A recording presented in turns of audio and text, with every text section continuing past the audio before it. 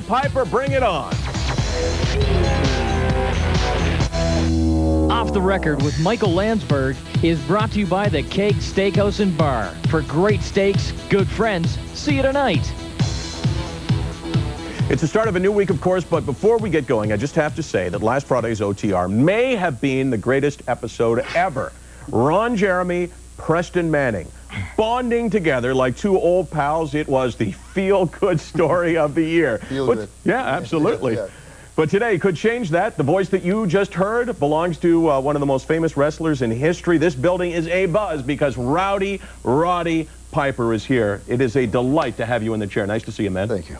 Tal Bachman, 2000 Juno Award winner, not only as Best New Solo Artist, but also Best Producer, that is. She's So High was a huge hit, both in Canada and the United States, and we're thrilled that you're back on the show today. Thanks for having me. Sharon Donnelly, 2000 Olympian for triathlon. I gotta believe, if there was not an accident in front of you, I think you would have won a medal. It is a delight to have you as well, two-time Canadian triathlon champion. Thanks, Mike. And assuming the role of Ron Jeremy, at least in his chair today, we welcome to the show Mad Dog. He's Kiss 92's morning show host, also YTV's host for Chart Attack. Nice to see you, man. Ron Jeremy's still in the lobby, by the way, pumping out video cassettes if anybody... Okay, let's do it. Let me tell you what's on the show today. The Bengals have shored up their offensive line against reporters. And if taking candy from a baby is wrong, what about giving some to one? And this loss broke Montreal's back, but was firing Alain just spineless. But first of all, when I was a kid growing up in a Jewish home, the Grey Cup was the unofficial third high holiday, right behind Rosh Hashanah and Yom Kippur. Well, the Grey Cup is set for Sunday, Als versus the Lions, and I'm wondering whether it's a near religious experience in many homes across the country, the way it once was. For some, it's still as important as ever. For others, it's not even worth breaking the burritos out of their wrappers. The question I have is there an obligation for Canadians to support it because it's Canadian? How can you ask a question like that? You have the CFL, the Canadian Football League, and you're asking if Canadians should support the the Grey Cup. Thank you very much, the Grey Cup. All right, now, there you go. What you're actually asking, are you proud to be a Canadian? Are you proud to? These are the best two football teams you have in Canada. And they're going to go at it, and you're asking, should you be proud? Should you support it? Tradition says that you should, but you don't know if you should. I don't know if we should support it because it's Canadian. And we should point out the fact that, no, I think our audience should know this, that you are Canadian, that you were born in Saskatchewan, that you proud of it, well, I'm the Opie of Canada. In other words, is there a moral obligation to follow a sport or a version of the sport that you otherwise wouldn't be interested in, as you were saying?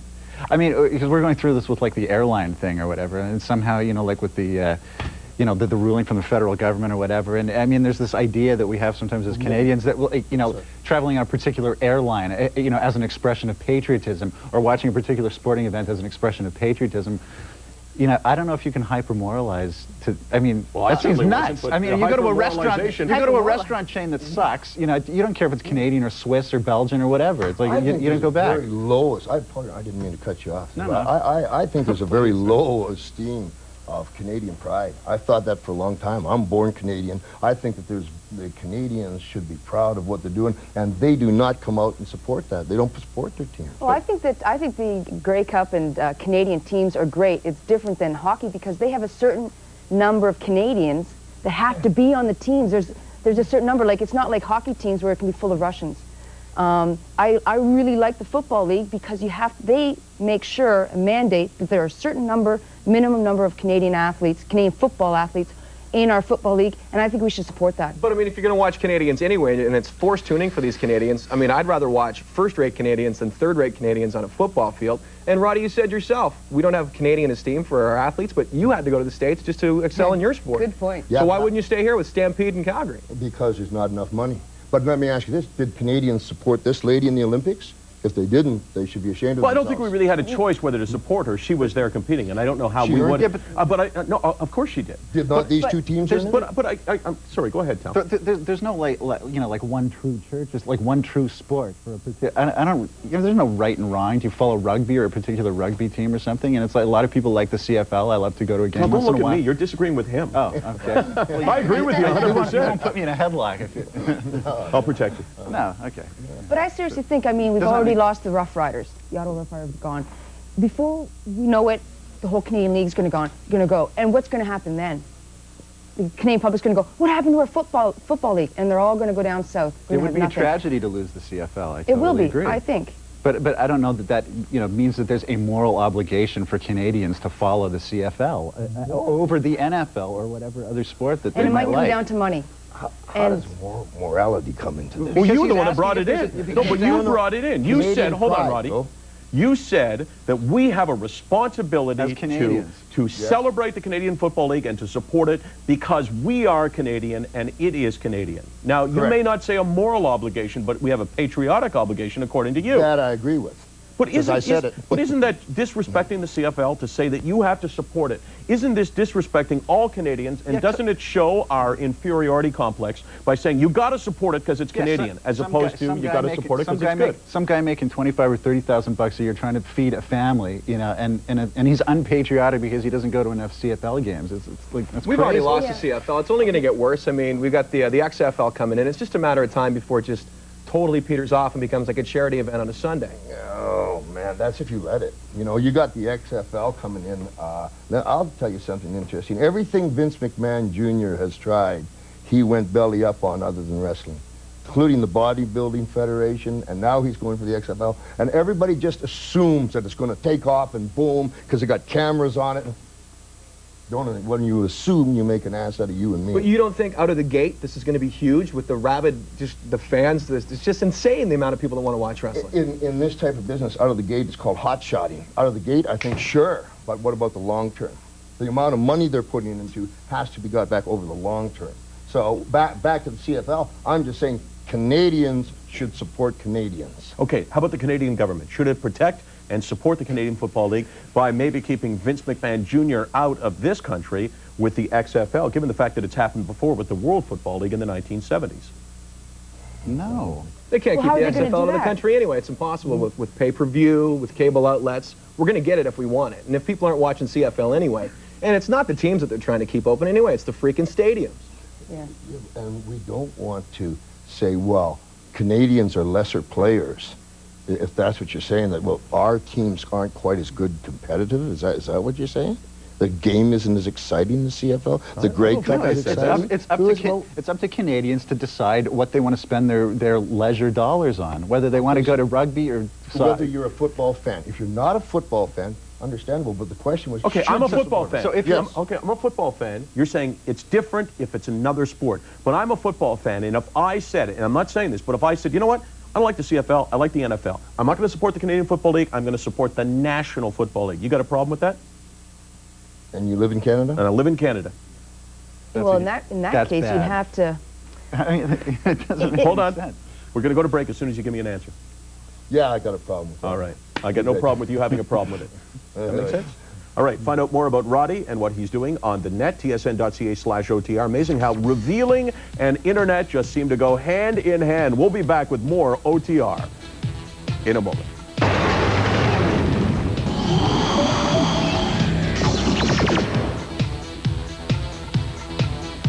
The NHL is not exactly known for breeding rebels with a cause. But Saturday night, Todd Simpson put on his James Dean biker jacket, lit up a Marley, and pounded Alexei Yashin. Simpson's cause was simple and unapologetic. Quote, a lot of guys don't agree with what Yashin did, and I was hoping to get a standing ovation from the fans, unquote. The part I found intriguing is that Simpson wasn't just speaking on his own behalf, he was speaking for other players as well. Yashin got beaten in the media and in the pocketbook. Does he deserve it on the ice, too? Did he get the standing ovation? You know, I think the reaction was kind of mixed. I don't think, like for myself, Yashin has paid the price. I don't agree at all with what he did 2 years ago when he stood out. But you know, he's been in the courts, he's gone through it, and you know what Simpson did. He's just continuing it. I don't agree with that at all. I mean, how are you going to get public sympathy though when you're $3.5 million a year guy? And you say you're going to sit out and you can still make a living and not even worry about it the next year. How can you expect anybody to support you for that? And by the way, it wasn't like, you know, it's not like Yashin's in intensive care or anything. I mean, nothing happened to him that doesn't happen a million times in every game. You know, the fact that he's Russian somehow, you know, it's like, ooh, we treat you with kid gloves or something. I mean, you know, it's a rough game. So if you would have been at the game, Tal Bachman, would you have cheered Todd would I have been Simpson? applauding? Would you have applauded him? I guess it depends on whether, well, Did he bleed? I don't think I'd be crying or complaining or anything. Did you answer the question there? I don't think so. I think that, first of all, if an athlete says and signs a contract, and I'm going through a dispute like this with Time Warner, and he gets X amount of money for X amount of years, he should live up to his obligation. If he tries to cut it, just like your prime minister's doing right now, 3 years, all of a sudden he calls it an election. What are you talking about? With this guy, well, excuse me. Very good, Sharon Donnelly. Next thing you know, you're not supporting the CFL. There you go, don't do that. But with the comment that you made there, Mad Dog, doesn't matter how much money he's making. I'm in the litigation right now. And people are saying, yeah, but you're making this amount of money for this amount of fights, you know. It's hard to feel sorry for you. Wait a second, you know. 31 years I've been fighting. This hip here is titanium. This one has been broken for 14 years. I earned that money. So the amount of money does, it's the issue. It's the issue. It's the contract. Yeah, I agree with you totally, but if you don't want people whining and bitching about how much money athletes make, don't let it get into the media. Put an airtight lid on it and just say, you know what, it's for a lot of money, it's for X, it's for Y. But you're not going to get public sympathy no matter what when Joe Schmo's making 25 grand, especially here in Canada when you put it up against the U.S. buck. There's no way you're going to get sympathy. Yeah, I'm sorry. But the thing is, though, the issue here is they took it out on the ice. You know, he stood out his year. He's paying out his last year, the contract to Auto Centers. Should he have taken it out on the ice? I don't want to talk too much about Alexi Ashton, but I just got to find out, because I had no problem with what Todd Simpson did. Anyone else here sort of go, yeah, you know what, good for you. You laid a beating on a guy who kind of stabbed not only Canadian hockey in the back, but hockey in general.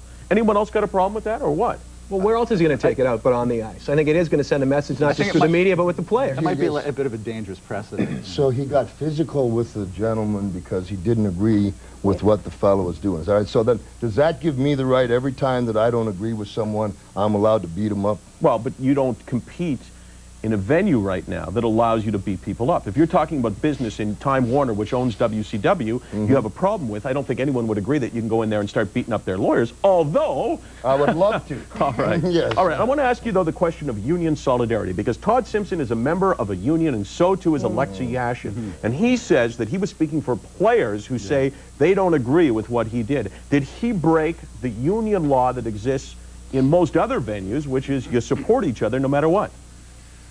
Absolutely. Yeah, he probably did. Absolutely. I don't know that you know, really means anything beyond that. Well, I think so. You know, we have no union. Wrestlers have no union, never have.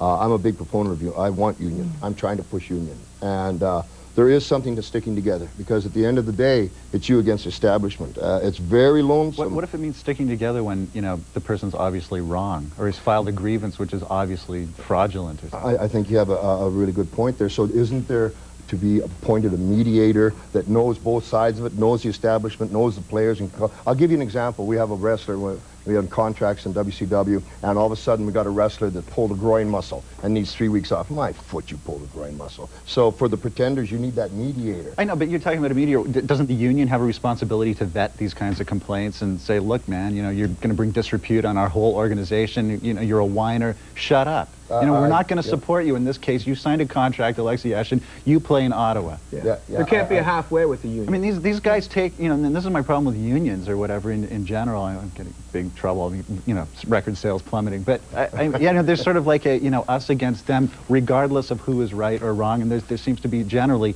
no attempt to figure out, you know, what is the right course of action here. All right, but let's go to break. She's Sharon Donnelly. He's Roddy Piper. He's Mad Dog Michaels. And this guy's Tal Bachman. I'm Landsberg. Back with more OTR. What an amazing show in just a moment. Stay with us.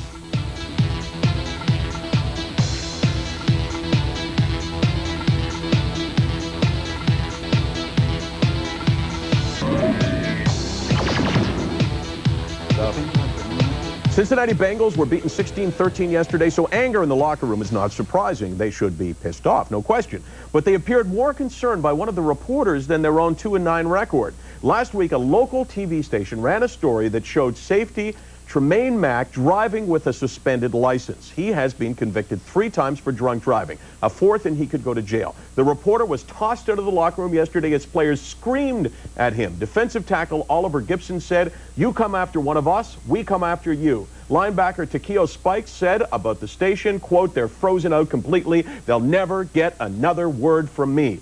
Is it their place to freeze anybody out, even if they don't like them? Oh, yeah. Oh, yeah, are you kidding? You know the media. The locker room is my home. When I go to fight in an arena, the only place I can get peace is in the locker room. And now they had this thing a little bit ago where they had ladies.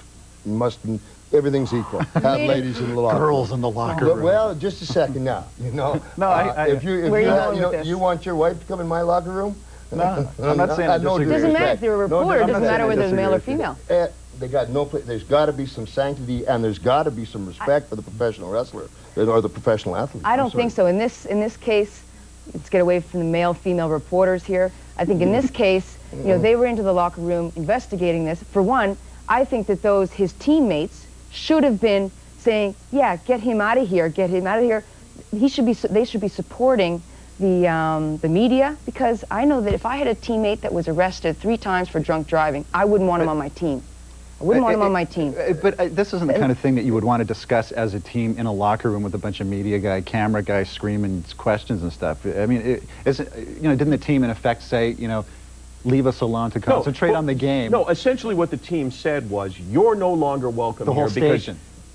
Exactly, but keep in mind what they're saying. They're not saying, don't raise that question here in the locker room right now. They're saying, because you reported a story that we did not like, we are freezing you out. They should have taken that opportunity to say, "Yeah, you're out of here." To the player. To the player. No. And then they'd be able to have a good rapport with the reporters. No, and this one specific example that you're giving is interesting, and your comments are interesting. But the media is a plague. They can get in The media there is a what? A plague. A black plague. And they put twists and slants. That's part of on wrestling. things. You know what they do? They put twists and slants and money in your pocket, Roddy Piper. That's exactly They true. put money in your pocket, because without the media, you got nothing. No, that's not true. Of course it is. The media is what publicizes your product. Okay, this is the question, lifelong in wrestling or any other sport. Does television make the wrestler, or does wrestler make the television?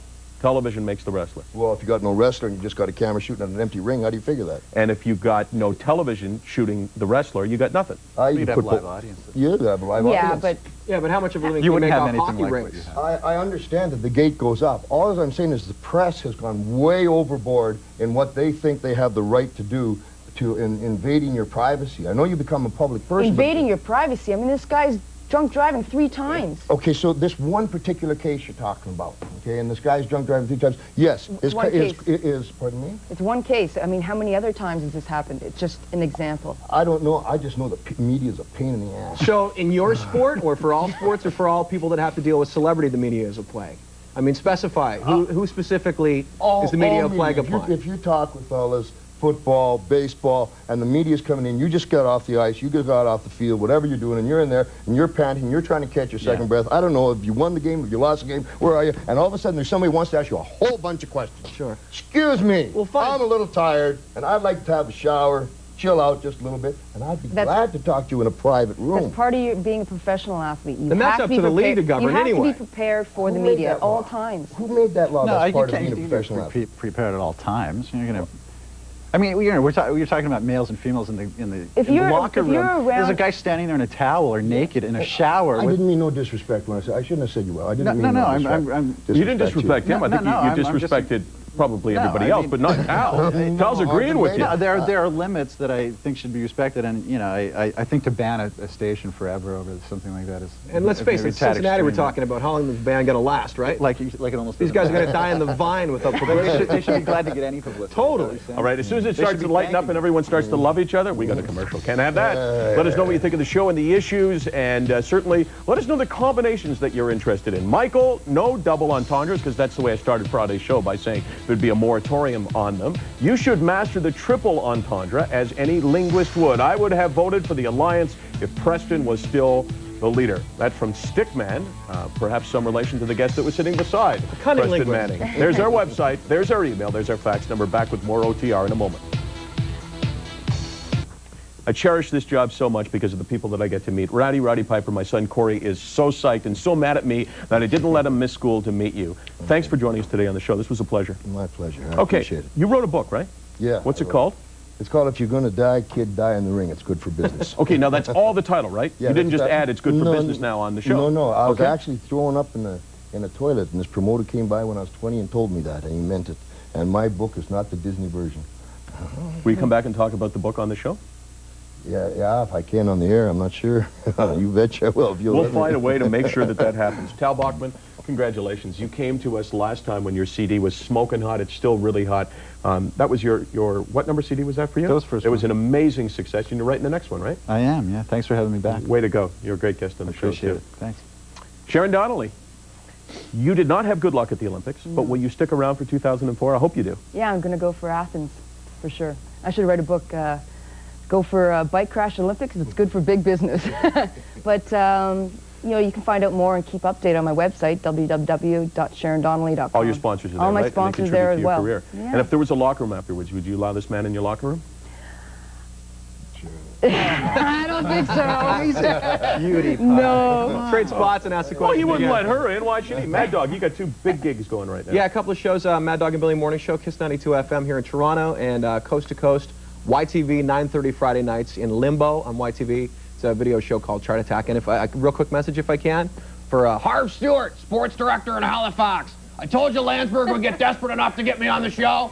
Take that in your man land and smoke it, pal. You know what scares me is sports directors everywhere talk exactly They all like talk that. like that. Absolutely. So we'll see you all next time. Hope you all come back and do OTR again. We'll see you next time as well. Yeah.